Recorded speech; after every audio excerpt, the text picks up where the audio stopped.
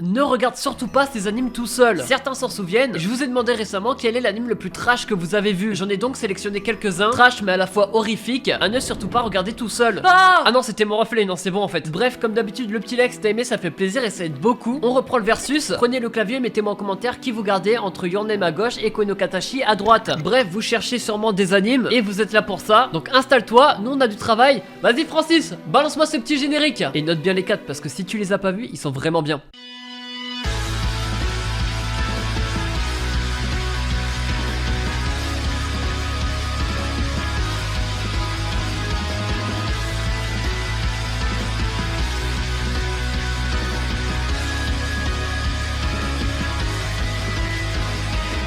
On commence directement avec un anime qui est sorti cette saison. Certains sont sûrement en train de le suivre et vous savez de quoi je parle. Cette nouvelle chaussette est tellement confortable. Ah non, c'est pas le bon sujet. Miruku-chan, c'est un anime horreur et ça fait longtemps qu'on n'en a pas eu des comme ça. Nous on va suivre l'aventure d'une lycéenne qui a une vie plutôt banale. Elle va à l'école, tranquille comme tout le monde. Sauf qu'un jour en rentrant chez elle sous la pluie, elle va voir un fantôme. Réaction plutôt normale, elle a giga peur mais elle fait genre de rien. Puis quand elle va rentrer chez elle, elle va revoir des fantômes. Après à l'école, elle va revoir des fantômes. Bref, la conclusion, elle est là. Elle peut voir des fantômes. Non, parce qu'il a fallu attendre le lendemain pour qu'elle comprenne. Elle fera mine de rien pour mener sa vie normalement, mais des fois elle aura des interactions. Du coup, comment ça va se passer? Ça, c'est que si vous regardez l'anime. Avant toute chose, c'est un slice of life. Je préfère le préciser parce que c'est le genre le plus important de l'anime. Ça veut dire qu'on va principalement suivre leur vie quotidienne avec du comique pour pas qu'on s'ennuie. Et ouais, j'avoue, il y a pas mal de fanservice aussi. Des scènes mal placées ou alors à propos de sa pote avec ses gros ins. Mais du coup, justement, quand je parlais d'interaction avec les fantômes, ça sera des interactions quotidiennes avec une chute qui pourra peut-être vous donner quelques émotions. Et là, je pense principalement à l'épisode 4 qui était ma foi plutôt incroyable. Faites pas les choquer, regardez la gueule des fantômes, ça fait giga peur. On dirait ma prof si elle met pas du Nivea. Donc tout le temps en fait. Nous en tant que spectateur on aimerait comprendre pourquoi elle voit les fantômes et si elle est toute seule à avoir ce don. Cet anime c'est l'anime horreur que je rêvais, avec une ambiance un peu mystérieuse, un peu sombre, je sais pas comment expliquer, mais cette ambiance ils l'ont gardée tout au long de l'anime pour l'instant. Ça sort sur Wakanim, il y a peut-être 8 épisodes quand la vidéo sortira. Il touche pour genre comédie, drame, horreur, épouvante, school life, slice of life surnaturel et pour thème école, fantôme et quotidien. Dès qu'on c'est au moins 12 ans, regardez-le. On change totalement de format et là on est plus sur de l'horreur mais plutôt sur du gore. Blood C, c'est sûrement l'anime le plus populaire de la vidéo. Bref, encore une fois on parle d'une fille qui va à l'école tranquillement, sauf qu'en dehors de l'école elle habite avec son père dans un temple un peu chelou. Et oui, parce qu'ils doivent donner de génération en génération l'épée sacrée. Et cette épée sert à quoi? Ça sert à tuer des monstres qu'on appelle les âgés ou les anciens. La personnage principale mène une double vie, tueuse d'anciens ou à l'école. C'est plutôt incroyable jusqu'à le dérapage qui va arriver petit à petit. Bref, l'anime est quand même bien. Le début m'a fait un peu penser à Shiki, je sais pas si vous connaissez, parce que là on suit une fille, la personnage principale qui mène une vie plutôt banale. Elle va à l'école, elle est heureuse, elle chante même tu es capable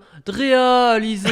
Bon, c'est peut-être une autre musique. Début qui nous permet probablement de s'attacher à elle, mais aussi à ses compagnons qui sont trop gentils et même parfaits. Elle a même son petit crush et quand elle rentre, elle va tuer des anciens. Mais en fait, les anciens, c'est du 1v1. Ils ont une forme de monstre, ça peut être n'importe quoi, genre un insecte ou alors un lapin ou un bail du genre. Et ça va, elle les tue pas vraiment facilement, mais elle arrive à les tuer. En plus, c'est la plupart du temps reculé dans la montagne, etc. Sauf au bout d'un moment, ça va arriver dans le village, aussi dans l'école, un peu partout. Et là, je peux vous dire que ça va être très trash. Et si vous n'êtes pas fan du gore, bah ne regardez pas. Là, il y aura des membres écartelés, des têtes coupées, des tacos mal mangés. Le truc, c'est un film d'horreur en fait. Mais pour arriver jusqu'à là, faudra quand même attendre quelques épisodes. Parce qu'au début, c'est un peu lent, n'en déplaise à la racaille. Après, ça devient bien plus intéressant. Qu'est-ce que les anciens? Pourquoi les gens sont si bizarres? Vous allez vous méfier un peu de tout. Il y a même un chien un peu chelou. Petite imitation. Waf.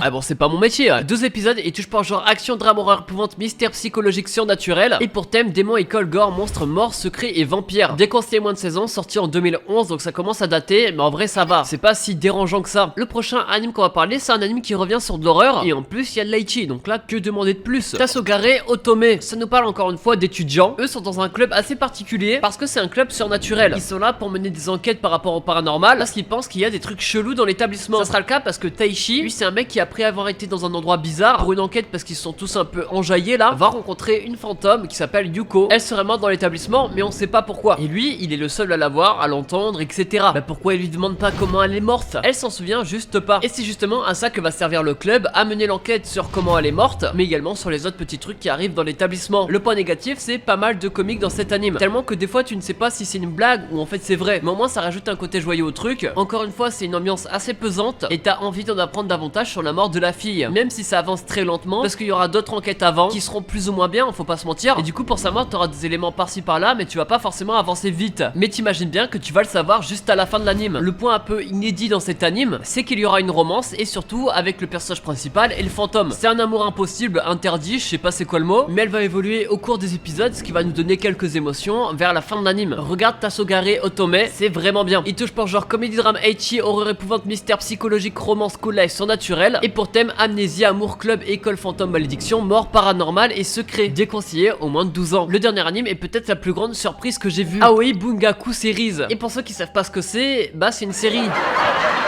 J'avoue c'est pas ma meilleure blague mais merci. Mon chien est mort.